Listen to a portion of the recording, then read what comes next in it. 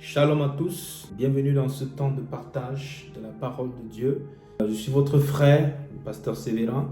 Donc je me propose de partager avec vous quelques réflexions tirées des Écritures. Et donc l'écriture qui va nous concerner ce matin, ça va être le passage de Luc chapitre 23 à partir du verset 39.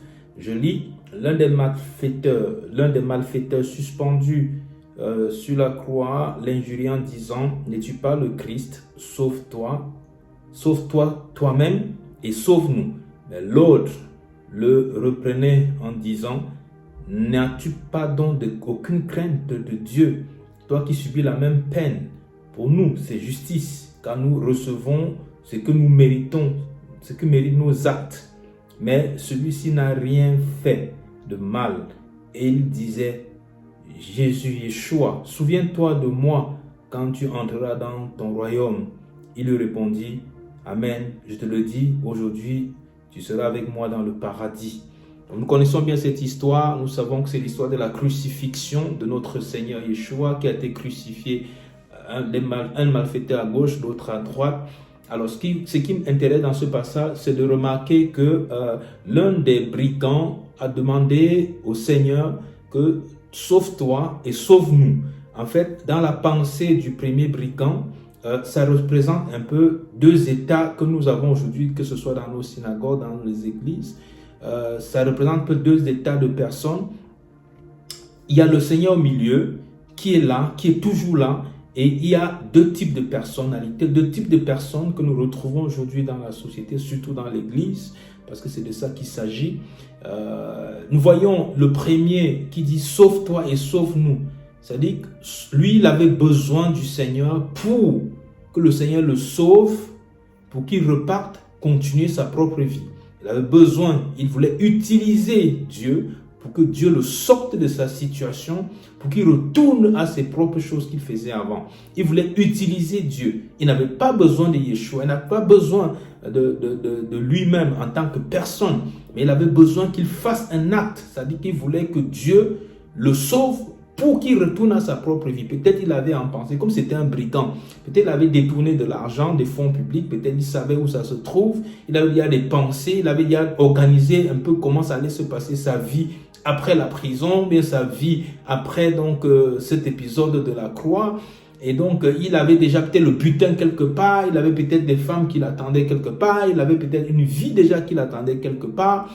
Donc, il voulait que Yeshua le sauve pour qu'il retourne à ses propres choses. Donc, en fait, il avait besoin de Dieu, il avait besoin de Yeshua, besoin de Jésus pour sa propre vie, pour lui-même, pas pour Dieu. Il avait besoin de Dieu pour ces choses en lui, pour les choses de la terre, pour les choses de la temporalité. C'est un peu comme ça qu'aujourd'hui, il y a cet état aussi de personnes qui sont là à l'église, qui sont là dans la synagogue, qui sont là, qui prient simplement parce qu'ils veulent que Dieu puisse résoudre leurs problèmes. Ils n'ont pas besoin de Dieu, ils n'ont pas besoin de lui. Ils ne veulent pas Dieu. Ils veulent que Dieu agisse pour eux. Ils veulent que Dieu agisse pour leurs problèmes. Ils veulent que Dieu intervienne pour leur guérison, pour leur délivrance. Ces choses ne sont pas mauvaises. Mais leur but de rechercher Dieu, c'est qu'ils veulent que Dieu résolve leurs problèmes. Ils cherchent en fait quelqu'un qui va résoudre leurs problèmes.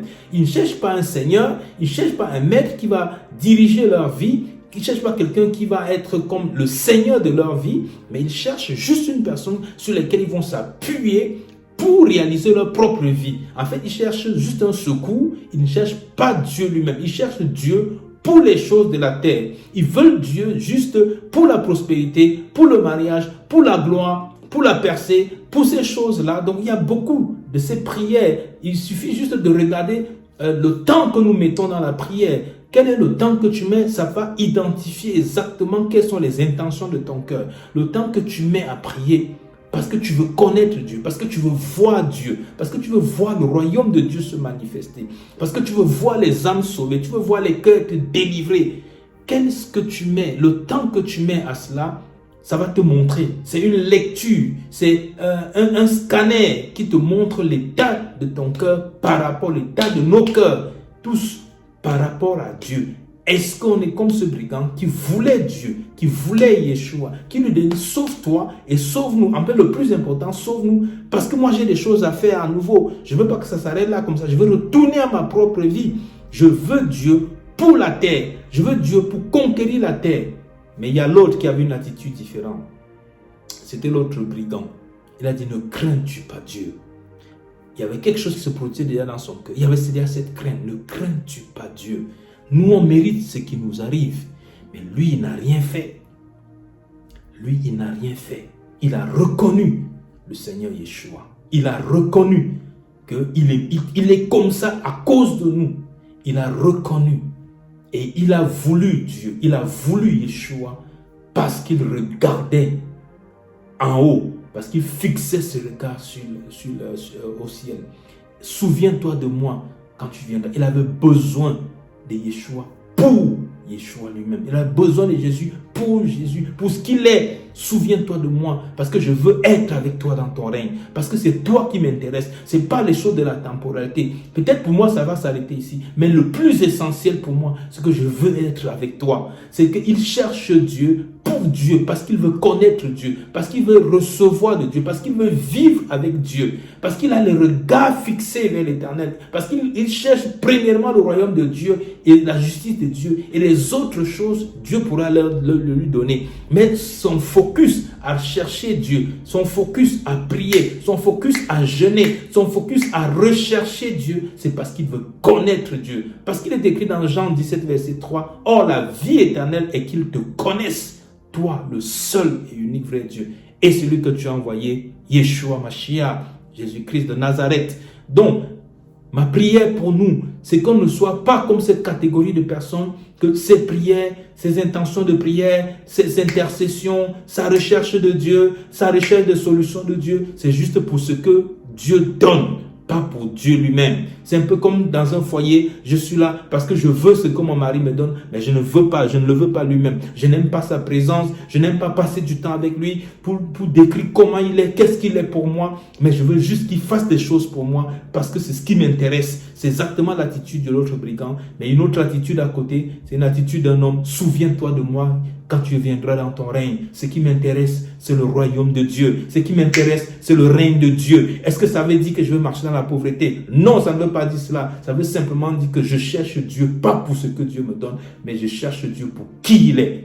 Et c'est ce que nous devons rechercher dans nos vies. Et ma prière pour toi, ma prière pour moi, c'est que nous sommes des hommes et des femmes qui recherchent le royaume de Dieu, le règne de Dieu en priorité, et toutes les autres choses viendront par-dessus, comme a promis notre Seigneur, parce que quand nous nous attachons à lui, il ne nous déçoit pas, il nous permet de pouvoir grandir dans la connaissance de son nom, dans la connaissance de qui il est. C'est ça ma prière pour toi. Et je voudrais prier pour toi maintenant, parce que je sais que la parole de Dieu, quand elle est prêchée, elle touche, elle guérit, elle libère. Et ma prière pour toi maintenant, si tu sens mal quelque part, je voudrais prier vraiment que tu poses ta main pendant que je déclare la parole de Dieu. Et je dis dans le nom puissant du Messie Yeshua, que toute maladie dans ton corps soit détruite, que toute résistance soit brisée. Toi qui vas écouter cette vidéo, que Dieu te fasse du bien, que Dieu te fasse du bien dans tout ce que tu attends de lui, que Dieu te fasse du bien dans ta marche avec lui. Je prie pour la connaissance de Dieu, je prie que les raisonnements soient renversés, que la puissance de Dieu agisse dans ta vie. Je déclare la destruction de cette maladie, je déclare la résolution de ce problème. Pendant que tu cherches Dieu, que tu marches avec Dieu, que Dieu te touche, que cette situation de mariage soit résolue, que la puissance de Dieu te touche maintenant, là où tu as posé ta main, que le feu de Dieu puisse extirper ce mal, dans le nom de Yeshua. Que Dieu te bénisse, qu'il te bénisse en ce jour, et que la gloire de l'Éternel repose sur toi. Et je te dis à la prochaine, s'il plaît à Dieu. Shalom.